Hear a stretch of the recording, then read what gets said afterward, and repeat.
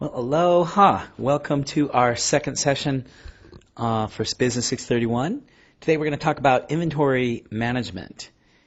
And it's an interesting topic that could get a little complicated. So, don't hesitate to stop the screencast and think about what's going on, or maybe try some of the exercises as I go through them. So what is inventory management, and what does it have to do with supply chain? Well, the first thing we want to think about is what is inventory. And inventories are a component in a supply chain that provides buffering. Buffering in the sense that we have a supply process, perhaps providing raw materials or goods, and it gets in between where the demand for those goods or materials are, by storing them up. So the materials flowing through an inventory allows them to be kind of stored up and buffered as a way to meet the demand here. So there could be an imbalance between the supply and the demand here, and the ability to provide the supply then can be stored up then to meet a higher demand or a different demand level. Okay, so I think pretty much people know what inventories are, but it's a go-between between the supply and the demand. So why do companies hold an inventory, and why might they not want to hold an inventory is also an important question. Well, clearly that inventory is important when you need to meet an anticipated customer demand. If you always have things that you're offering for sale and are never available for immediate consumption, that can be very difficult for some businesses, depending on, of course, what it is. As mentioned previously, you need to account for the differences between the production of this and the supply of it, and the demand at which the goods or services are consumed. That's another way of looking at it, is to maintain independence of the operation between producing the goods and the consuming the goods. You also need to protect against uncertainty. Sometimes there are an unsteady demand or unsteady supply can cause the supply chain to break down. And of course you want to do things like take advantage of bulk purchases and order size, and hedge against price fluctuations, and having a strategic inventory of things that would allow you to determine or provide consumption or demand based on meeting certain goals and objectives. So why not? Sounds like these are all good things to be able to deal with. Why not? Well, inventories generally, if it's physical goods, require space, and then of course you have to invest capital to have those goods just sitting around, then, so they're not actually earning you anything, but they will cost you to maintain that inventory. And then there's, of course, spoilage and obsolescence, for which you keep things too long, for which the demand for them is neither no longer what it was, or the goods or services are no longer useful. So what we're going to talk about now is using what does inventory look in terms of a deterministic model of demand, if we actually know what the demand is. And we're going to look at what is called the economic order quantity model, or the EOQ model, and some extensions of that. And then we're going to expand it to saying, well, what happens to the idea of inventory and quantity for maintaining that inventory if the demand becomes uncertain. And not just the uncertainty in the demand, but we'll also look at uncertainty in the lead time. So in the news vendor case, we only looked at uncertainty in the demand. And now we're going to think about, well, not only is there uncertainty in demand for the products, but there's uncertainty in the ability to get that product or service to where the demand occurs. And in that, we're going to look at something called the base stock model and the little s, capital S inventory policy. You'll see that all these things that we're talking about are actually the variations of the news vendor model. They may not look like it, but they are. So the first thing we want to talk about is the economic order quantity model, or the EOQ model. Quite well known and very basic operations and supply chain situation. But first, let's take this slowly. We'll take it step by step and then build up some complexity to make it more realistic as we understand sort of the basic process. So first we're going to have to look at what the demand process is. So the demand for the goods or services that we're thinking about will be just a single item. Think about a single item, and that the demand is constant. So it's not uncertain. We know exactly what it is. And there's a long but at least limited planning horizon. In other words, that the amount of time it takes from to manufacturer to the retailer, for example, will be limited but known and not trivial, not instantaneous. In the demand for the news vendor model, we assume that the goods or services would be immediately available. Now we're not going to assume that. So once again, the supply process is going to change a little bit. We're going to assume, though, that for right now, we're just going to assume that we can replenish things instantaneously. So when we talk about the lead time, we're talking about the lead time to get those goods or services to the point, not to create them, and that we don't have any shortages. You can get as much as you want. We don't have to worry about overages either, I suppose. But there's no shortages in these, that you can always get as much as you want. And that there's a fixed price and that there's fixed ordering costs. Again, these are things that will change later. Let's try to make this more concrete. Let's take a look at beers. And let's say that I'm interested, I like beer, and I like to watch my weekend football and drink beer. And let's just say that I start with 20 cans of beer, and pretty much every day I drink 5 cans of beer. How long would it take me to run out of beer is probably a useful question to help me understand what my inventory of beer is and how, what my ordering quantity would be. Whenever I run out of beer, I'm going to assume I just run out to the nearest store and I can instantaneously get 20 more cans. So there's no time for me to get more beer, or at least it's negligible. So what it looks like is that I start out with 20 beers, and every day I drink 5, so I'd go down to 15 the next day, and then 20 the 10 the day after, then 5, and then I drink the last 5 and I'm out. And then when I run out, which would be in 4 days, because 4 times 5 would be 20, I go back and get 20 more beers. And then I do it again, 4 days of drinking 5 beers a day. I run out, I go get some more, and then I drink for 4 days and go back to the store. So every 4 days, I'm going to the store and replenishing my inventory of 20 beers.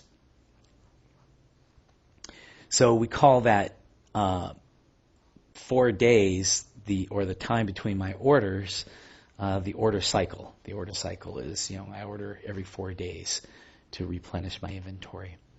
On average, if you look at the average amount of inventory that I have in my refrigerator, I'll have an average of 10 cans of beer. And the reason why that is because, again, I'm drinking 5 cans a day over 4 days, right?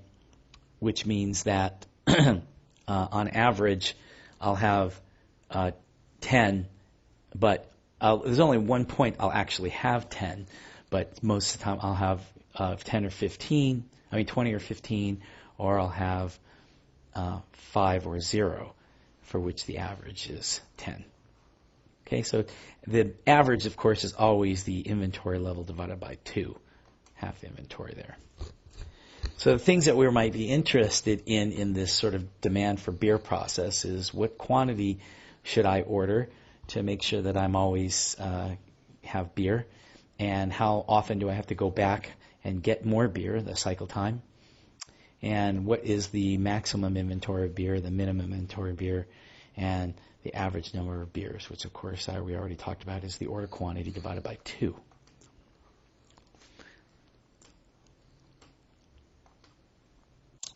So all these are very useful things that we're interested in and very easy to determine. And what about the cost? What if we have to think about what does it cost to do this? So we have that inventory. That's sort of the demand process. The things that cost us are the cost for ordering each thing. So this is a little tricky. Many people would think that the cost of ordering is the cost of the goods themselves. So in terms of beer, we might be thinking that the cost of ordering is the cost of the beers themselves. But that's not what we mean by cost of ordering. We actually mean the amount that it will cost, what expense we have for actually placing an order. So there are things like the employees' costs and the transactions between parties and handling costs and setup costs of equipment. So let's just say for beer, maybe my local store is, close, but not that close. I have to get up, get in the car, drive down there, and drive back. And so that's going to take some time for which I could be using to earn some money. So that might be a waste. And maybe some gas and fuel costs and equipment costs or something like that. Whatever amount that is. Well, let's just say I had to take Uber and I can't drive because I drink too much. And so maybe it's the $20 each way I have to pay to go to the store and pay Uber to get those beers. The cost of holding the inventory also is something we're interested in, and that might be like the warehouse costs and whether shrinkage and damage. Shrinkage is usually theft or just inventory just disappearing, or damaged goods, obsolescence, or importantly also is the opportunity of cost of capital, because I've tied up. Now this is where the cost of each thing comes into play, because that's money that I could be using for something else and earning, putting to work. So in terms of beer, warehousing might be my refrigerator, and I need to take space in that refrigerator that I could be using for other things, and the electricity, etc. And all these other things are pretty obvious. Of course, the opportunity cost for capital for beer is, imagine that if money that I use for the beer to keep in my refrigerator maybe is money I should be using to pay my rent or my credit card bills or something like that. Of course, the cost of purchasing the product itself is a cost component, but again, distinctly different from the cost of ordering and the cost of holding. So what happens if my neighbor is also a beer drinker, but not quite as heavy as myself, and his refrigerator, his wife makes him use a small portable refrigerator down in the basement, and that little refrigerator can only hold 10 cans of beer, and he also consumes at 5 beers a day. When would he run out to get beer? Well, he's going to drink 10. He's going to get 10 beers on the first day, then it's going to go down to 5, and then the next day, day 2, he's down to 0 beers, so he has to go back and buy beer then, right? And then he drinks those in another 2 days, and et cetera, et cetera. So he has a cycle time of 2 days, or the order between cycles, which is twice as frequently than myself, and an average inventory of 5, or 10 divided by 2.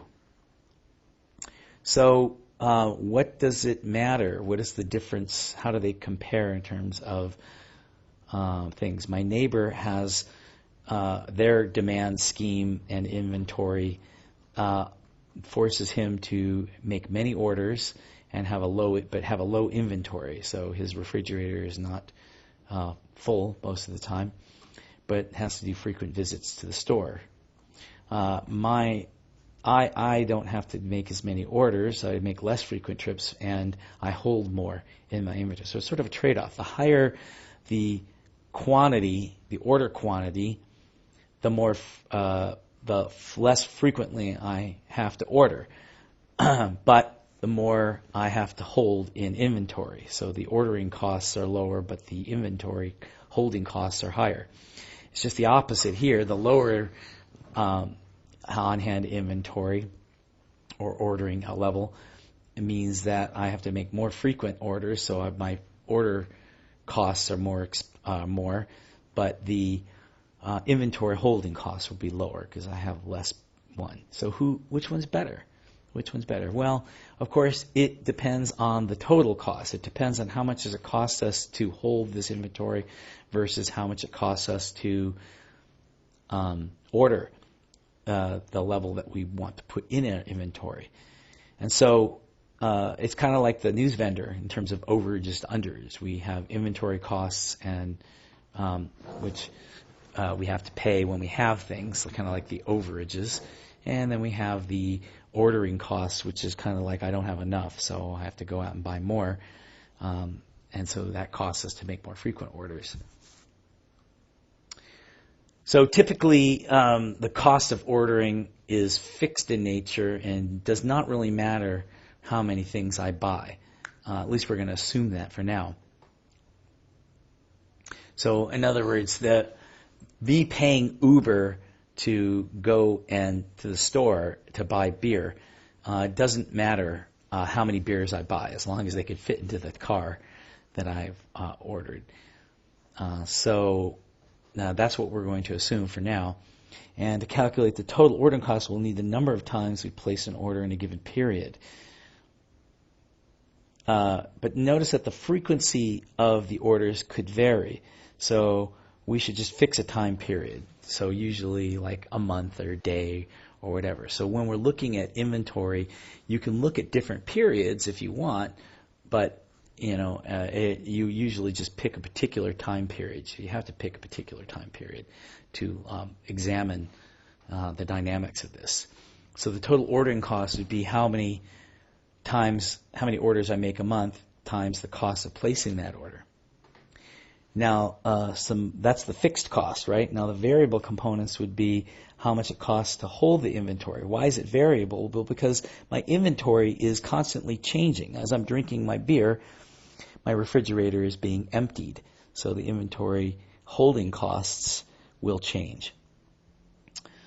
It will depend on the number of units stocked. And we can just look at what the average inventory is and then look at the average cost.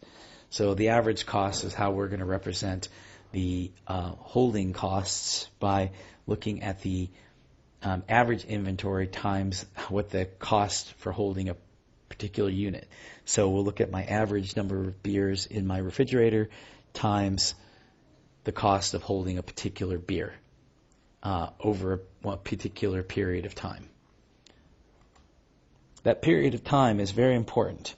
So that's kind of similar to in the news vendor model when we talked about per unit cost. So this is going to be per time period.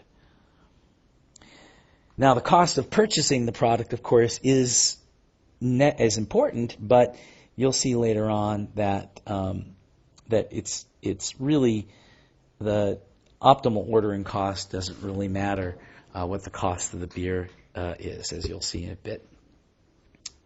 So it's typically independent of the ordering policy. About the number of beers that I actually decide to order doesn't really matter about the cost unless I have some sort of incentive, like I get a bulk discount, or if I order more frequently, I get a discount or something like that. So if my consumption of beer is, say, every month would be 5 beers a day, over 30 days, I would have 150 beers. Notice that it doesn't matter how frequently I order, the total beers still bought over that time period will be 150. And so whatever the order policy is, it doesn't really matter what the cost is. It just adjusts according to whatever it needs to be. So let's take an example of the beer example again. Let's say our demand from beer D is in fact 150 a month, so again 5 a day. So our time horizon is 1 month or 30 days. let's say our ordering cost, which we'll call K, is $2 per order. Okay, it's not exactly Uber, but maybe for, taking my my SUV over. And the holding cost is 24 cents a can per month. So every beer costs me 24 cents over a period of a month to hold. So maybe that's just electricity for the refrigerator. So you'll see that if I order, every time I order, if I order 150 beers for that month, I only need to do that once to satisfy my demand. My average inventory is going to be 75. My cost for ordering is going to be the demand, right, divided by the quantity that I'm holding. So the demand is 150 and the quantity that I'm holding is 150 times the cost for ordering, which we said is $2 an order. So it's going to be $2. And to hold those 150 beers, I'll have an average of 75, right? So 150 divided by 2 times 24 cents per can over that period of time of 30 days, giving me $18. So the total inventory cost is this plus this, right? So that plus that is total 20. Now, if I reduce the number of beers that I purchase per order to 100, then I have to do 1.5 orders, and my average inventory is this. My ordering cost is this. So my ordering cost goes up because I have to do it more frequently. My holding cost goes down because my average inventory will be smaller. The total inventory cost is 15, which is actually lower than with the single order. And if I repeat this, you'll see, once again, the ordering costs will continue to go up. My inventory holding costs will go down. And you'll see that my total inventory cost tends to decrease until a certain point. Notice that when I get to 25 here, all of a sudden I'm ordering so frequently that my ordering costs now are much more than my holding costs, and therefore the total total cost is going to go up. So here they're going down, and then they start to go up again, and you see that somewhere around 50 beers is the minimum total inventory cost. That's the one that makes sense, and we call that the economic order quantity, 50, because it's the one where the total costs are lowest, balancing out the ordering costs versus the holding costs. So there's always a fundamental trade-off of the fixed versus variable costs. So the order quantity is the cost of carrying inventory, because we have to hold more each day. So if it increases, so as this increases, the cost of carrying the inventory increases, right? And the total fixed cost of placing goods will decrease because I'm not ordering as many. I'm ordering more each time, but I don't have to go to the store more frequently. So as I increase my order quantity, inventory carrying costs go up, costs go down. Now, as I decrease, it's just the opposite, right? I have less inventory because I'm ordering more frequently, but my order costs go up because I'm ordering more frequently. So once again, notice that the total cost of the goods don't really enter into this situation unless there are sort of quantity discounts or other kinds of things like that. It's only the cost of carrying the inventory and the cost of placing an order. So again, my economic order quantity is going to be optimal here at 50, and because that as these decrease, right, this increase. So you have something that's decreasing and another thing that's increasing. At some point, they're going to meet, and where they meet, that is where the total inventory cost is going to be the smallest. Okay, in other words, if I go past this, they start to increase, and that's because these are both, look, 6 and 6. So let's try this out on another example.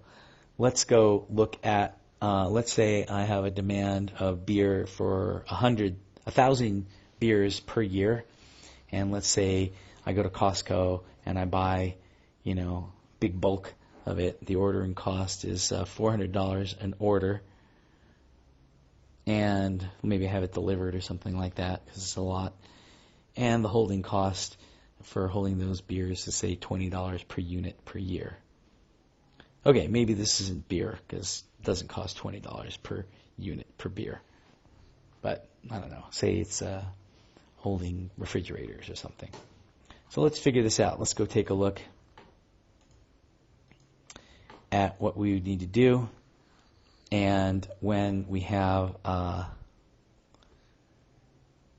the number of orders per year, if I have a demand for 1,000 units per year, it's going to be 1,000, right? And the average inventory is going to be 1,000 divided by 2, or 500. The holding cost, right, is going to be the demand divided by, it's going to be the cost for holding per unit times the average inventory. So the average inventory is 500, and this is the holding cost. So the inventory cost is $20 per unit per year. So I have an average inventory of 500 times $20 per year, right? That's going to be 10,000.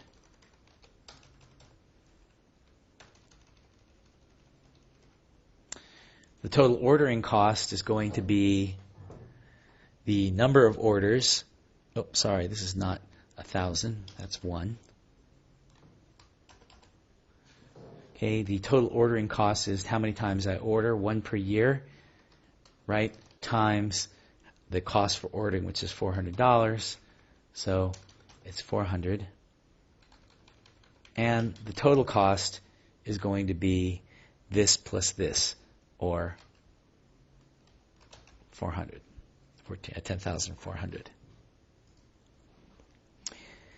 Let's use Excel to fill out the rest of this because it's kind of tedious to do it all by hand. So let's just set up a spreadsheet that has the order quantity, number orders,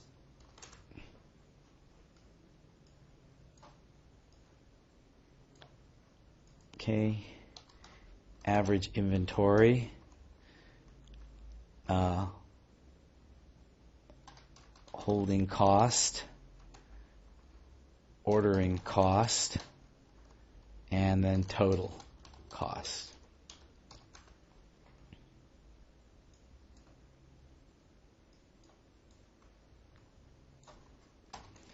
Okay, and let's say that we start with 1,000 units here.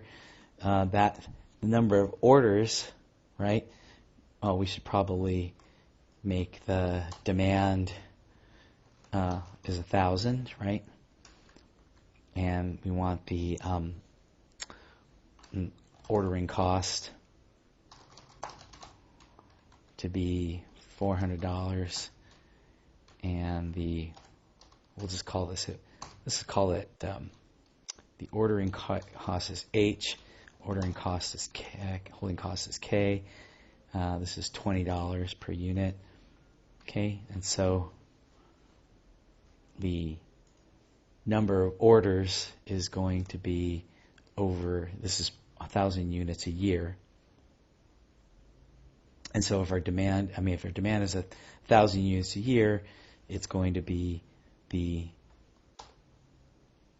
demand divided by the order size, right? And the average inventory is the demand divided by 2, or the order divided by 2, not the demand divided by 2. The holding cost is going to be the holding cost per order times the average inventory. And the ordering cost is going to be the number of orders times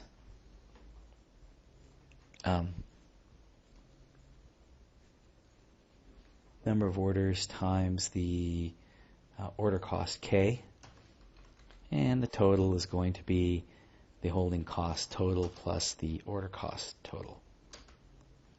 Good. And now we can, let's say we go from here to 500 and there to 200, 150. And so what we'll do is, I forgot that we should make these relative, or absolute. So putting $1 here and $1 there, because that's the D, and I don't want that to change. And that's okay, and that needs to be $I, $3 times C2, that's good. And the order cost is got to get that to be fixed there. And that should do that. Okay. All right, now we filled out our whole table here, and we can see that our order cost, our total cost goes down, then up, then up.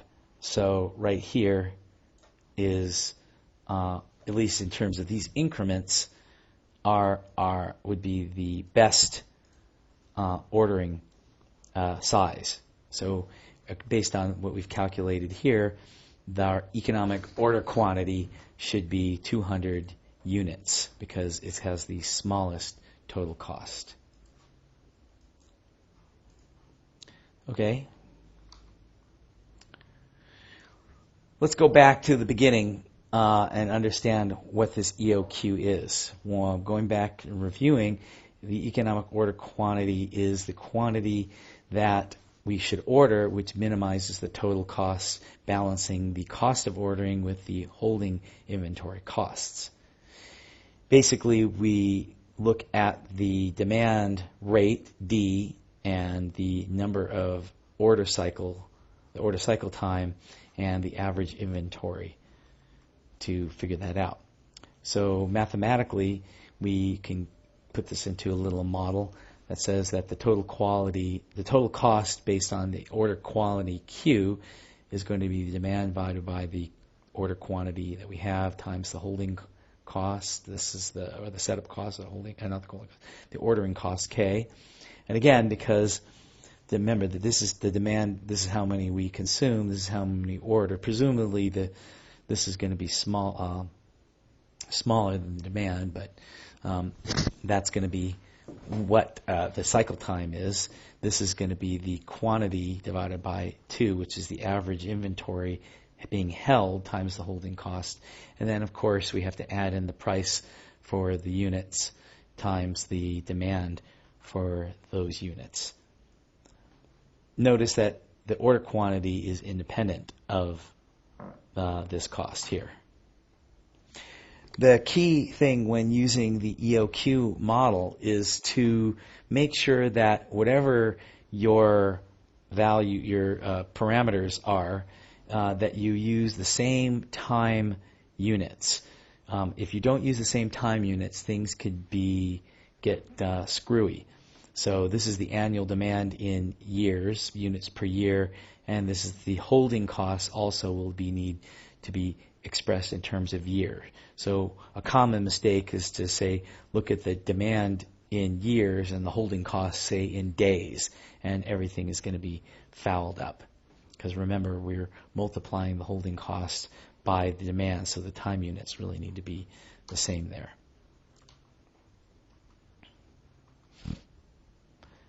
Okay, moving along, how do we get what this EOQ is? Now, the way we did it before is we just started looking at different values of order quantities and looked for where the total cost was minimum. But of course, we can calculate this by looking at where the total cost is minimum. So if you want to do some calculus, you can figure this out directly, or you can just consider that the ordering cost D over Q times K will be decreasing as a function of the order quantity, and the carrying cost will be increasing as a function of the order quantity that we're holding, and it's someplace they're going to meet. So where the carrying costs and the order costs are equal is where the sum of these two will be minimum. So this here is the EOQ point. If you look at the total cost, which is just the sum of these two, you get a curve that looks like that, and you can see it's minimum. So for all you calculus fans out there, you can always just take this function and differentiate it with respect to Q and set it equal to 0 and solve it, and you'll get this. So Q star, or the economic EOQ point, economic order quantity, is the square root of 2 times D times K divided by H. Equivalently, you could just say, where is this equal to that? That's where this graph intersects that graph, and then you solve for Q and you get that. Okay, so just like in the news vendor model, we're going to look for the Q star, or the optimal ordering point. But instead of balancing overages and underages, we're balancing carrying costs with ordering costs. So EOQ tells us how much to order, and we're assuming constant demand and no shortages. So the parameter that we are interested in is the EOQ, or the economic order quantity point. We'll call that Q star, and we already determined that that's the square root of 2 times the demand times the ordering cost divided by the holding cost. Again, make sure that these are always in the same units, time units, that is, years, months, days, whatever. The number of orders per year, of course, is going to be the demand divided by the amount that we order. If we order the economic optimally, the EOQ point, it would just be D over Q star. How often what's the length of time between orders, the cycle time? It's the order amount divided by the demand. And the total cost, of course, is just the sum of all these, adding in the price based on the demand, too. Notice, again, it's independent. It's still independent of the order quantity. Let's look at beer again. So if the demand for beer is 150 cans per month, like we had, and $2 per order, and the holding cost 24 cents, just like we had before, then the EOQ point would be 2 times 150 times 2 divided by 0.24, 50, which matches exactly what we found when we just looked at it on the table as the minimum total cost. The number of orders per month is going to be 3 at this level.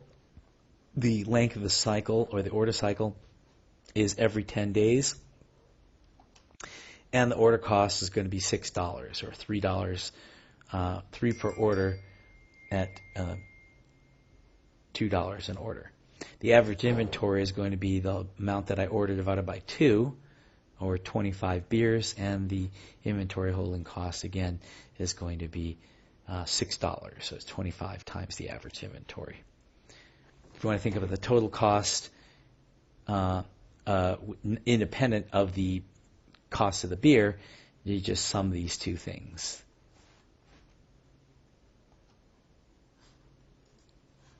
So if we are in the situation that we'd like to understand what is the economic order quantity or the optimal order quantity to balance the holding costs and the inventory holding costs and the ordering costs for a constant demand, then here's how you do it. You figure out an appropriate time horizon. You can just pick whichever time horizon you want. Make sure that your demand and your holding costs and ordering costs are all in that same time horizon. Those units, years, months, days, etc. Figure out what the EOQ point is by this formula. Determine the total costs, just the holding plus the ordering costs. Sometimes if you have some variations, you may need to include the price of the goods, but only if the price of goods have some dependency on the order quantity or the inventory. And then determine the other performance measures like the number of orders per year and the time between orders. Let's take a look at that. Let's try it. If you want, you can try looking at the EOQ for the previous example. Let's just see if that works out. We determined that the EOQ for the example for exercise 1 here was 200. So EOQ, right, is going to be equal to the square root of 2 times the demand times the holding cost, not the holding cost, the order costs divided by the holding costs. Assuming these are all in the right units, notice that we get an EOQ at 100. It matches that.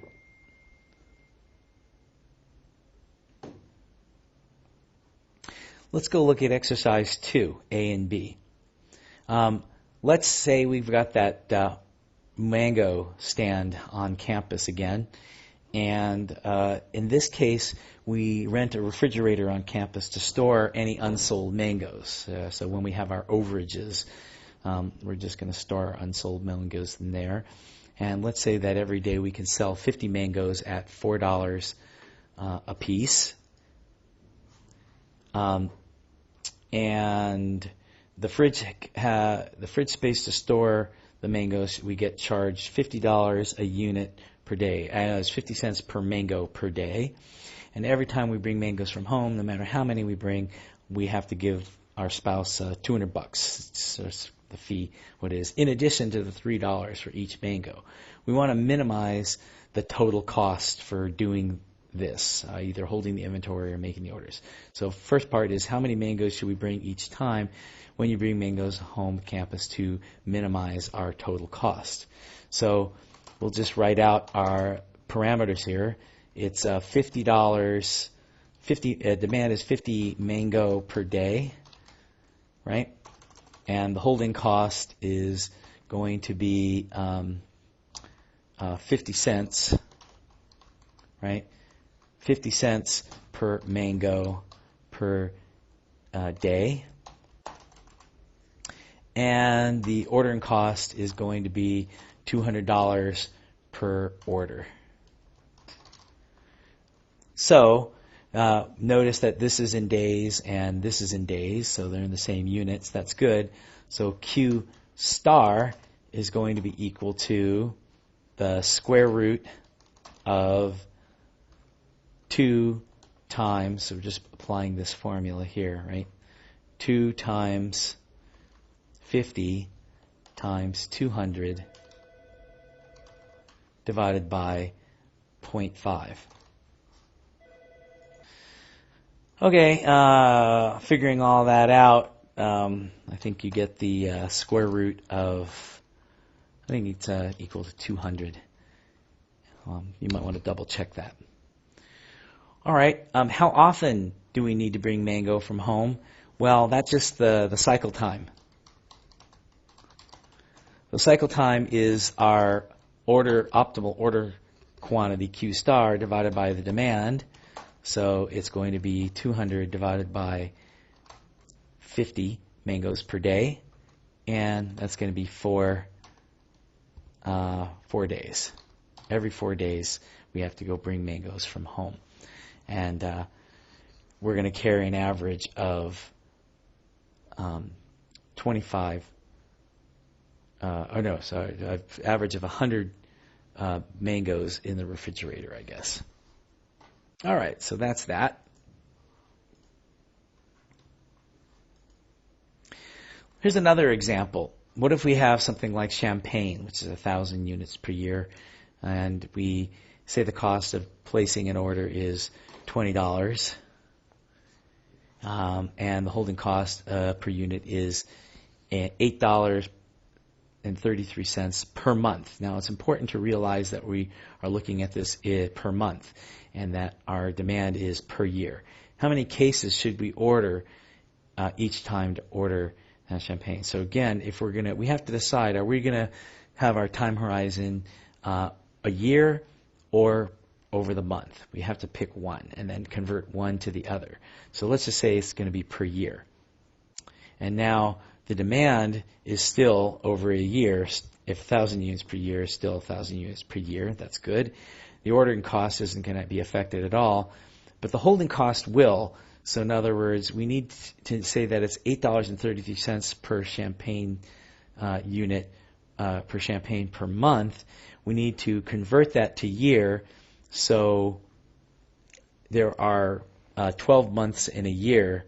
So if we multiply this by 12, we'll get $100 per unit per year. So now we have consistency of units. It's very common that the holding costs and the demand are not going to be expressed in the same time units, but you have to convert them. And so the EOQ would just be 2 times the demand times the ordering cost divided by this and not this holding cost, which gives us 20.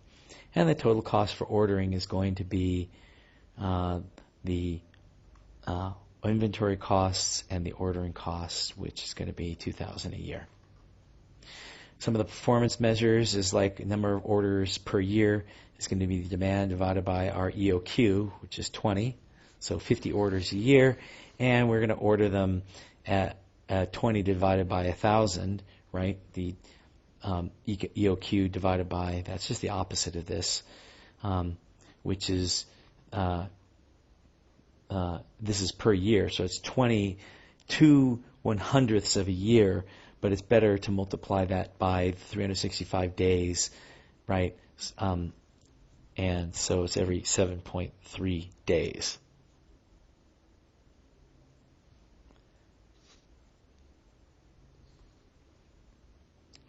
I guess this would be divided by 52. What if I had a different time horizon? What if I chose a month instead of a year?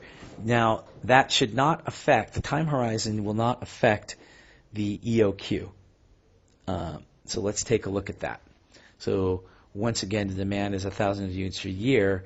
If we want a month, we convert this to a month, divided by 12, 83.33 units per month. That stays the same. The holding cost is already in months, so we don't need to do anything. Calculating the EOQ, you notice we still get 20. The total cost now is going to be $166.66 per month. Again, multiplying by 12 is about $2,000 a year, so it's going to be the same. And the performance measures now will change a little bit. 4.17 numbers per month, orders, right, number of monthly orders per month, but the cycle time is still 7.5 days. So the EOQ is going to be the same no matter whatever the time units and time horizon is. Now, many people are concerned that it's difficult to get an exact stable value for the ordering cost. You can usually get an approximation, or it might vary a bit. Same for the holding costs. The holding costs could vary. Say if it's like for the electricity for the refrigerator, well, energy costs change. So if you have some of your wrong parameters, then you expect that maybe your EOQ would be way off. Well, it turns out that the EOQ is extremely robust and that you could misspecify things quite considerably before you get radically different changes in your EOQ amount. So let's say that we misspecified the order cost by 100%. So instead of $20 per order, let's say it's actually, we think it might be $40 per order. And let's say we get the holding costs off by 50%. So it's actually $100, right, per unit per year, but let's say we specify it as 150. Notice that the Q star is our EOQ point goes from 20 to 23.1. In other words, it didn't really change that much, right? It went from 20 to 23.1. So misspecifying one by 100% and another by 50% only changes the EOQ a little bit. The actual total cost, again, you can get, but using the correct value, using the incorrect values, right? But using the correct values for what we actually had. In other words, we look at what the total cost if we specify it like this, but using the actual values for the holding costs and and the ordering costs shows that our total costs would be about 2019. In other words, really by misspecifying this and ordering this many more, 3.1 units more per order, we only are off by $19. In other words, we don't really lose much. So this is what we mean by it's very robust. So you could misspecify things quite considerably and not get terribly different results. It's only 1% different. Why is that? Well, if you look at the total cost curve, which is the holding cost plus the ordering cost, you see that around the EOQ point, it's quite flat. It's like a little bathtub here. And it's not, it's very easy to see that just ordering a little bit more or a little bit less doesn't change the total cost much. It just goes up a little bit. You have to kind of go way over here or way over here for us to get a significant difference in the total cost. Okay, so that's what we mean by looking at Q star minus delta Q, some small change in Q or some increase, some small decrease or small increase. You can see that it's quite small, that if we have a change from what we is the optimal or off from the optimal, that the total cost is only a little bit. This is going to be really useful for the homework, you'll see. So when we have these economic models, if we're lucky enough to get a very flat curve around the optimal point, that's very useful. We can take advantage of that because we don't have to be as careful about our parameters. So some other considerations that we want to think about that is that some other considerations for the robustness is that well, because it's fairly robust, we could take advantage of things like order consolidation. So instead of always ordering the optimal amount, maybe we can consolidate multiple products with different cycles and have limited penalty. So we could actually over-order and not pay too much more, and we'd know exactly where that is. So we can perhaps also not just consolidate, but get quantity discounts by ordering more than the optimal and not having to pay that much additional for the over-ordering. And or take advantage of incentives, for example, promotions or sales. And we already know that it's insensitive to misspecifications or assumptions about holding an order cost demand or the fact that we can instantaneously replenish things. So let's talk about a few extensions to the EOQ model. So let's consider another example, and that's going to start out as a regular EOQ, and then we will extend it to consider how quantity discounts could be handled. Let's take a usual situation where we have a product that we're ordering from a wholesaler for $20 a piece, and we have a demand that's constant at, say, 200,000 units. And our K fixed ordering cost is $500, and we have an annual holding cost per seat of $3. So the first thing you want to do before we even consider quantity discounts is to think about what would the EOQ be and what would be the total cost for inventory given this situation. So again, always pick a particular time horizon that's convenient. Once again, I recommend that you convert everything into units of the demand. So since we have an annual demand for 200,000, let's convert everything into years. So the consistency of demand, of course, we have 200,000 units per year, and the holding cost doesn't have anything to do with the time horizon. So that's our K, and our holding cost was already in years. So you can calculate the EOQ directly now that everything has the same time units, and we get 8,165 seats. So now that we have the EOQ, we think about what would our total cost for ordering plus holding be for this optimal quantity. So that's just plugging it into our EOQ formula, and you see we get about $24,495. Notice that we're not including the price of the car seats and demand in that. So under this scenario, if we order the optimal quantity, we would order about 24.5 times a year, and the length of the order between cycles would be 15 days. So let's just say that the wholesaler offers us 0.1%, yes, less than 1%, a tenth of a percent, if you order more than 10,000 car seats every time for every order. Remember, our demand is 200,000, so 10,000 is not a whole lot. Should we take the deal? Well, what we want to do here is figure out what is the consequence of not ordering the optimal EOQ amount. So in other words, if we ordered 10,000, what would that cost us? Or if 10,000 is the closest thing to the EOQ, what would that cost us in terms of holding or carrying costs or ordering costs? So we will calculate the new order quantity. We don't actually need to calculate it because what we're going to want to do is be as close to the EOQ as possible. Since our EOQ was 8,165, 10,000 is the closest. So in other words, the closer we get to the EOQ, the better off we're going to be. So there's no point in ordering more than 10,000. If 10,000 is the minimum, we need to get the discount. So now we calculate the cost of ordering and holding using the demand and the order quantity. Now instead of EOQ, we're going to use 10,000.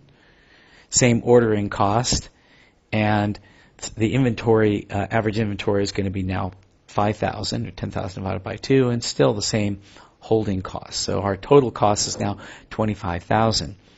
So we look at the difference between this new cost for ordering 10,000 and the cost for if we ordered the EOQ amount or the optimal amount, and we see that it's $505 per year. So remember, these are the holding costs per year, or the inventory costs per year. So it's only a $505 different. So we got to think about whether a 0.1% or 0.1% discount is going to exceed $505. So the cost savings is going to be, if we order 200,000 units, that's our annual demand. With the new policy of that, so we get a 0.1% discount, right? So 0.1% discount times the $20 plus times the 200,000 per year we're going to get. So we would actually get a savings of $4,000. So if we took the deal, even though we increased our cost by 505, we're going to save $4,000 a year. So the difference is the amount that we would profit more from taking the deal. So definitely, because the amount that we save from the discount is better than the amount of increased cost from not ordering the optimal, or the 10,000 instead of the 8,165, we should take the deal. Okay, so how do you handle deviations from the EOQ quantity? The first thing to do is solve the original problem. In other words, figure out what the EOQ amount is and what your total cost would be for ordering the EOQ. Then figure out what the new parameters are going to be and trying to deviate as little as possible from the EOQ. Once you figure out what your new order quantity will have to be for the new situation, say the minimum quantity you have to get a discount, figure out what the total cost for the new parameters are, look at what the cost increase is, look at the total savings, and compare that to the for the new situation, and compare that to the total cost for not ordering the EOQ, and see which one's better. So let's go ahead and try exercise 2C right now. Okay, so in this problem, your spouse is going to ask you to bring more than the EOQ amount of mango, 250 instead of 200, and you only have to pay $2 per mango instead of the $3 per mango if you bring more. You still have to pay the $200 ordering charge. The question is it better to take 250 mangoes or more and pay $2 per mango, or is it better to stick with the EOQ amount at 200 and pay $3 per mango? So what we want to do, of course, is follow the steps outlined before and just solve the original EOQ total cost and then compare that to what the additional cost would be for going above the EOQ amount. So remember, we had demand was equal to 50 mango, right, per day. And we had the EOQ amount, Q star, from above, from 2B, was 200 mango, right? And the ordering cost is 200, right? And what else do we need to know?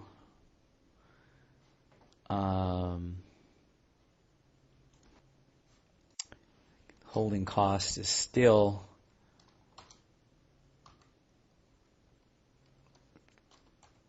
$0.50 per mango per day.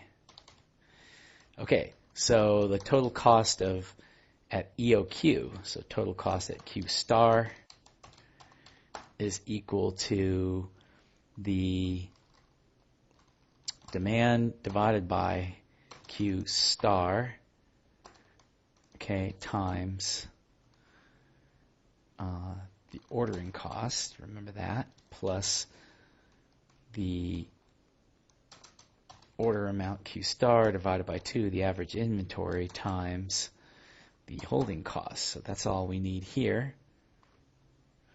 Plus the cost per mango, which is $3, right? $3, we'll call it cost, times the demand. Okay, so that's the total cost. Cost is going to be $3 for this because we're ordering less than 250. So that's 200 divided, no, sorry, it's 50 divided by 200 times 200 plus 200 divided by 2 times 0.5 plus $3 a mango times the demand of 50. And that should give us a total of about $250. Okay, so that's our total cost at the EOQ amount. So what's the total cost at 250? Now we're going to choose 250 because when we deviate from the EOQ amount, we're going to want to stay as close to the DOQ amount as we can and still be able to get the new conditions. So the EOQ amount was 200, so the closest that we could get and still get the discount of $1 per mango is 250. So we're going to take 250, and so our total cost of 250 is going to be 50. So it's the same formula here, right? Except for instead of Q star, we're using 250. So 50 divided by 250 times 200 plus 250 divided by 2 times 0.5 plus, now we only pay $2, right, per mango times the demand of 50, and that's going to give us about 202.5. 202.5. So it's all. So the total cost at 250 instead of 200 is less. So it's better to take the deal because my total cost for ordering above the EOQ amount and only paying $2 a mango is better. And when you think about this, this is pretty obvious actually, because we're paying $1 less per mango, so we're actually paying at the demand of 50 mangoes per day, we're paying $50 less.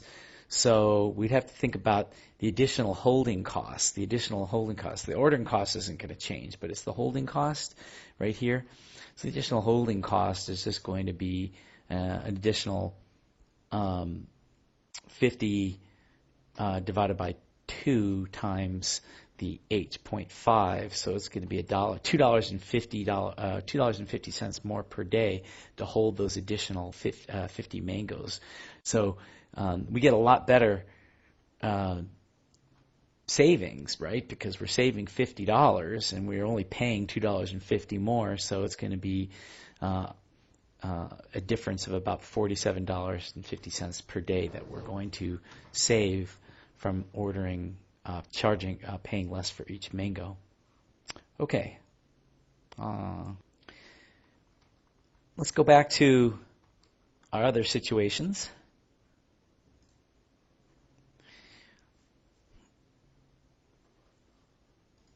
Let's consider if our Babies R Us situation had, instead of quantity discount, we had an order consolidation. And let's say that instead of placing, if we didn't place 25 orders a year, we placed fewer of them, say 10 orders per year. We'll pass on some of the savings for the reduced order processing requirements. So because we're going to order fewer times, we're going to have to order more. And what is the minimum savings that we'd have to get in order for that to make it worth our while? So usually we just solve the original problem at the EOQ point, and we already did that. We found that it was $24,495. And then we say, okay, what are the new parameters to minimize cost penalty? Well, the change in the order place, instead of ordering the optimal 24.5 that we figured previously, we'd have to place 10 orders. And so the new order quantity would be the demand divided by the new number of times we order. So 200,000 divided by 10, 20,000 car seats.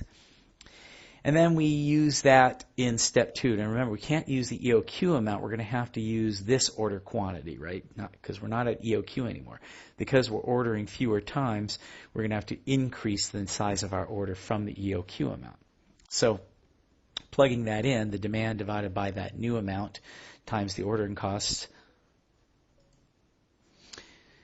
So you see we get a ordering cost and a carrying cost total of $35,000. Once again, we don't need to think about the price of the car seats for this particular problem.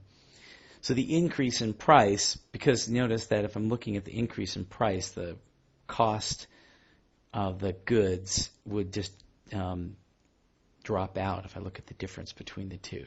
So the original at the EOQ amount is $24,495, and ordering 20,000 instead of the EOQ amount would be 35. So I would have to pay an additional $10,505, mostly from carrying cost. And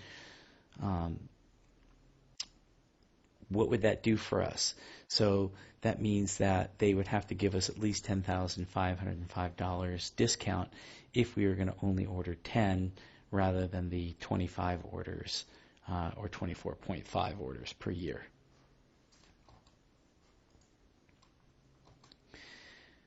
So let's take another example. Let's take a look at another EOQ example. Let's just say that we have a demand for champagne, and we're a champagne brewer or whatever they do with champagne, and that demand for champagne is about 1,000 bottles per year. And let's say the cost of placing an order is $20, and the cost of holding a bottle is about $8.33 per month, either because it has to be refrigerated or they have to be turned or something like that, stored in a secure area. How many cases should we order if we want to order champagne in order to meet this requirement that we're only allowed to order in multiples of a dozen? So let's just say that each champagne comes in a crate of 12, so we can order 12, 24, 36, etc. So this is restricting us. It's a little EOQ variant. Let's just say the demand again is 1,000 and the ordering cost is 20 and the holding cost is 100, just like we had in the original problem that we thought were beers, but it's champagne beer, I guess. So we already solved this for the EOQ amount. We found that the optimal order quantity was 20 units. Now the new parameters is to minimize cost penalty. We either go with 12 or 24 units. Now you think about, we need to get as close to the EOQ as possible, but we have to be careful that what we mean by that, because even though we want to get close to the EOQ amount of 20, we can either go to 12 or to 24. This would be 4 things away, and this is considerably more. This is 8 away. So you might think that the 12 is worse because it's farther away from the EOQ, but you have to remember that the curve is not exactly flat, it doesn't look exactly like that. The curve meaning the total cost curve. So it actually might be better to go with the 12 than the 24. So we just need to check. So let's just double check. So if we look at ordering 12, our total cost is going to be $22,066.67. If we go to 24, our total cost is $20,033.33. So it is indeed better to go with the 24. Now, what was I talking about? I was talking about this curve here. So if we were at this point here, which is 20, it may very well be that going a little bit to the left might be better than going to the right. But in this case, going over a little bit was better. So once again, the way you handle deviations from EOQ is to solve the original problem and look at the new parameters and see how you deviate from them. Get the total cost using the new parameters. Look at the calculate of the cost of increase and see if the savings from handling the new situation would exceed the EOQ amount. And if it does, then of course you go with the savings. Let's try exercise 2D. So looking at the last exercise, we have your spouse wants to say, let's say you downsize the car and you promise to pay a daily fee. I don't know, why would you have to pay a fee to use your own car? But let's just say that your car can't carry more than 100 mangoes. How much should I charge to in a fee, given that everything else was the same? So if we have to downsize, that means the order from remember Q star was 200 mango, right? So now we're going to go to ordering Q equals 100 because that's all we can hold in our car. And we're going to hold as many as we can to get as close as we can to the optimal. We don't want to go as far from the optimal. We want to hold less than 100, but that's how much we'd want to hold. So the total cost at Q, right, is now 50 divided by 100 times 200 plus the average inventory times 0.5, okay, is equal to 275. Now, looking at the total cost here versus the optimal, remember the optimal total cost, we figured here, where is it, was $250, right? So the difference between $250 and $275, right, is 25. So therefore, we should be willing to pay a fee of up to $25. We should charge a fee we should be compensated at least $25 to make up for the fact that we can only hold 100 mangoes instead of 200 mangoes. Okay.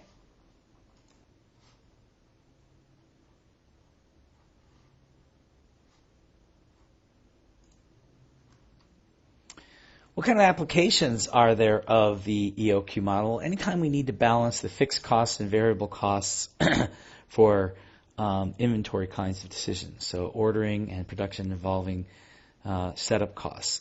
So you can think about grocery shopping. Oftentimes we are having to kind of make this decision personally where we go grocery shopping and we can think about stocking up, so increasing our order amount, but then that would increase the holding costs at our home. Our refrigerator and our pantry might be full, and that might take place of other things. So there's different things. Maybe we want to take advantage of a sale or something like that.